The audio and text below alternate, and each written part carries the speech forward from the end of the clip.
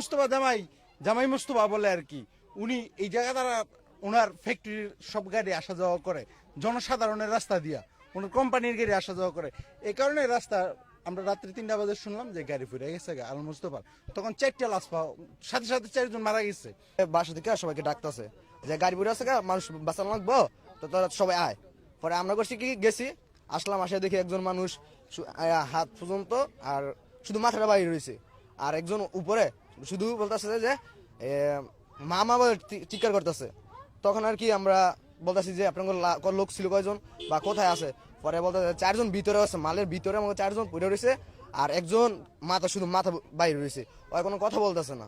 তখন আমরা করলাম কি, হাতাহাতি কয়েকজনে টাইম না একজনকে বাইর করলাম, অনেক পরিশ্রমের একজন বাইর করলাম। আর একজন বাই করছে কি যে মসজিদে বলছে, মসজিদে মাউদ দিয়া সবাইকে অ্যারেস্ট করার পরে সবাই আইসা সব ঘটনাস্থলে 4জনকে আমরা উদ্ধার করছি, আর একজনকে জীবিত হাসপাতাল পাঠাইছি আমরা, আরেকজনের হাত ভেঙে আছে, তাকে আমরা হাসপাতাল পাঠাইছি।